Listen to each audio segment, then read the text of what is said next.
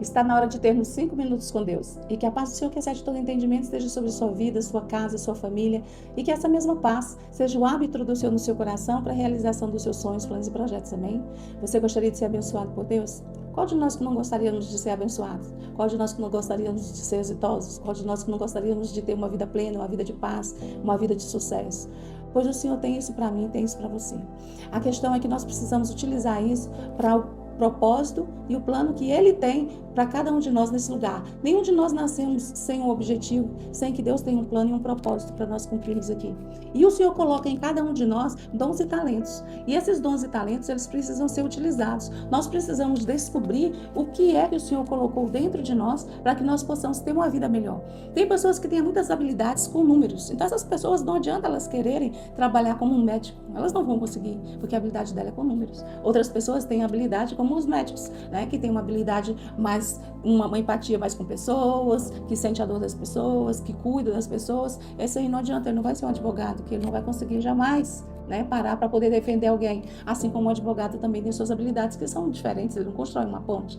Assim o Senhor coloca dentro de cada um de nós uma habilidade, um dom diferente, nós precisamos entender.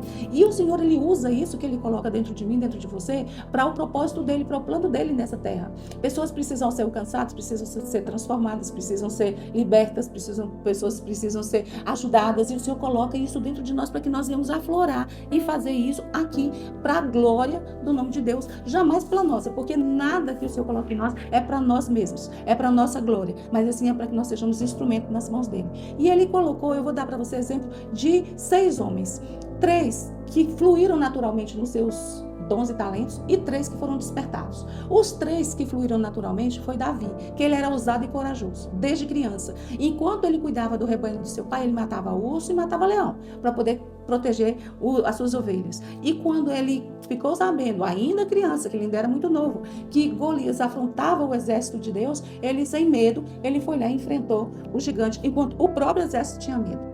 Também tem Josué. Josué foi um homem que foi dos 12, que foi espiar a terra que Deus lhe havia dado.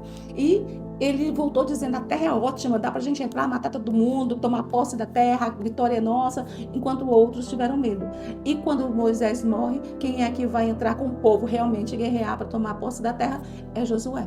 Porque ele não teve coragem, não teve medo, foi corajoso e autoconfiante. Outro homem também que o Senhor usou, porque também tinha seu dom aflorado, foi Paulo. Paulo, ele era instruído, Paulo ele tinha cultura, ele tinha influência, ele tinha dupla cidadania, ele sabia entrar e sair em todos os lugares. Então, Paulo foi utilizado por Deus, porque os seus discípulos eram pessoas de um nível de cultura muito baixa, eram pescadores, eram pessoas simples. No entanto, Paulo, ele já falava com reis, ele já falava com governos. Então, Deus precisava de uma pessoa nesse lugar. Por isso, cada um de nós temos um dom, uma habilidade diferente, e Deus usa todas elas.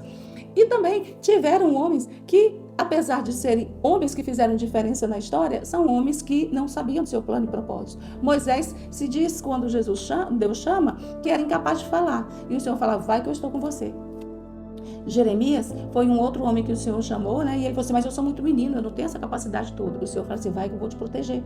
E outro homem também foi Gideão, que apesar dele ganhar uma grande batalha com um exército infinitamente menor, ele foi um dos que disse, mas o meu clã é o menor, eu sou o menor, minha tribo é menor, tudo ele era pior que os outros. Jeová vai falar com ele assim, certamente estarei com você. Ou seja, não se trata de nós. Sempre vai se tratar de Deus. Não adianta a gente querer pensar que nós podemos e nós fazemos. É Deus quem pode, é Deus quem faz. E o que nós precisamos é nos colocar disponíveis para que o Senhor possa operar em nós e através de nós. E é isso que Ele quer fazer com você.